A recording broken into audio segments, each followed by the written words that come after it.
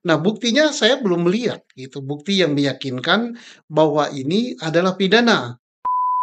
Untuk ini mengatakan ini pembunuhan apa tidak, ini masih perlu, apa namanya, pemeriksaan yang lebih mendalam. Nah, disinilah forensik Polri harus turun.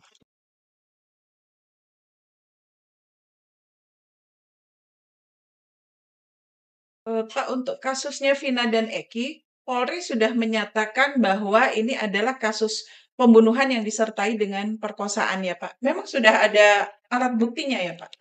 Nah, inilah berkali-kali saya katakan kembali ke titik nol gitu kan. Karena baik sekali kasus ini kan menimbulkan masalah, vonis pengadilan untuk perkara yang disidik 2016 karena banyak sekali terpidana yang menarik keterangannya, termasuk saksi menarik keterangannya. Dan 2024 disidik lagi dengan tersangka telah menangkap DPO Peggy Setiawan. Bermasalah juga sehingga sampai dibebaskan. Mengapa terjadi demikian? Karena saya katakan kembali ke titik nol. Artinya kembali ke titik nol, kembali kepada tahun 2016. Apakah 2016 itu sudah benar atau tidak? Sudah benarnya itu adalah sudah benarkah kasus ini pidana atau bukan pidana? Kembali ke teori penyidikan. Penyidikan itu adalah serangkaian upaya yang dilakukan oleh penyidik untuk membuat terang peristiwa. Peristiwanya itu ditemukan dua jenazah. Apakah dua jenazah ini korban pidana atau kan bukan pidana? Ternyata awalnya lalu lintas, Ya. kemudian dikubur, kemudian berubah menjadi pidana. Nah, pidana itu apakah sudah jelas ini pidana? Ini harus ada bukti-buktinya. Nah, buktinya saya belum melihat gitu, bukti yang meyakinkan bahwa ini adalah pidana. Apalagi pidana yang disangkakan adalah pembunuhan dan perkosaan. TKP-nya pun tidak jelas gitu. Apakah di jembatan, apakah di belakang showroom, apakah di SMP 11. Ini TKP saja belum begitu meyakinkan. Padahal TKP sangat penting gitu ya. Tapi kan ada saksi yang katanya melihat kejadian itu, Pak. Apakah saksi bisa meyakinkan bahwa kejadian yang dia lihat itu adalah pembunuhan gitu? Oke, untuk sementara Polresta Cirebon meyakini ini pembunuhan gitu kan yang di take over oleh Polda 2016. Ini di jembatan. Di jembatan faktanya ditemukan dua jenazah. Satu sepeda motor, helm, darah. Tidak ada yang lain-lain. Kenapa? Darah tidak diambil laboratnya. Di baju juga tidak diambil darah di situ di laborat. Kemudian sperma juga tidak diambil. Sidik jari tidak diambil. CCTV tidak jelas gitu. Kemudian HP juga tidak jelas apa mengatakannya. Hanya berdasarkan saksi-saksi saja. Nah, saksi itu mau 1000 saksi pun tanpa didukung alat bukti lain itu lemah sekali. Apalagi saksi itu saling bertentangan. Kita dengar sendiri, saksi Soroto mengatakan dia yang pertama datang. Ya. Tapi ternyata bohong kan, yang datang itu tidak dia pertama, Soroto bersama polisi. Sebelum Soroto sudah ada yang ngantar apa barang yang naik sepeda motor itu, katanya melihat orang mau berkelahi kan, ribut-ribut. Nah, ada juga sebelum itu yang datang juga, dia melapor ke TKP, melapor ke Polsek. Baru datang Soroto bersama polisi.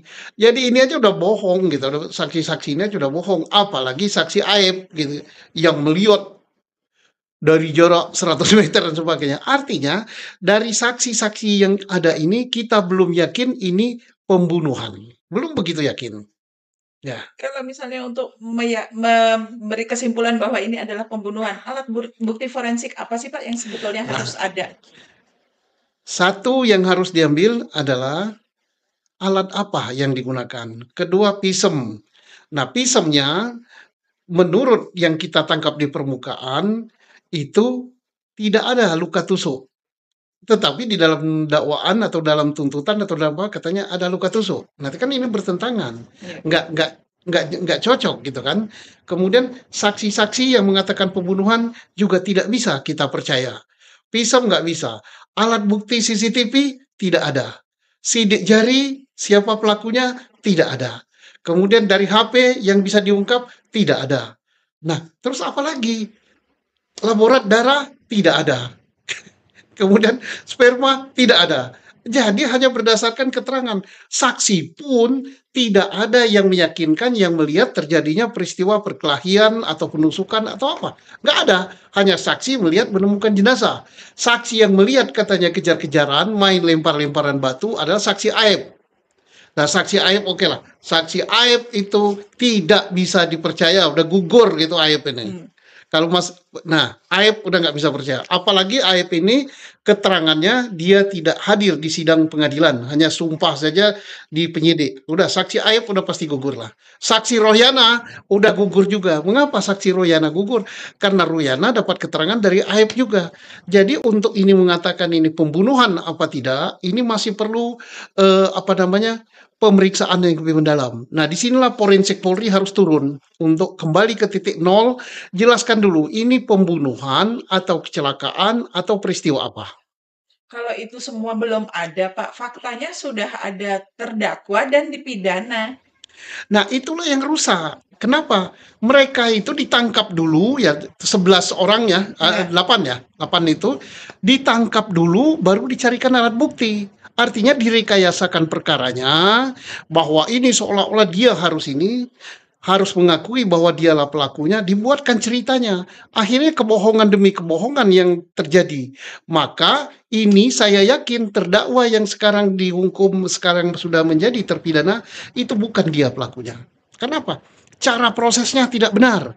Bukan berdasarkan cari bukti dulu, baru ditentukan sebagai tersangka, menjadi terdakwa dan sebagainya. Nah, ini kalau kita berpengalaman pada pra-peradilan kemarin, Ya. cara seperti itu cara yang salah, harus digugurkan. Cara yang benar itu cari bukti, baru tentukan tersangka, baru diproses. Nah, ini udah jelas, yang 8 di dalam itu harus bebas kalau menurut saya. Karena cara yang salah dan ini berarti pelakunya belum jelas. Jadi kembalilah ke titik nol Ya ya, Pak? kembali ke titik nol.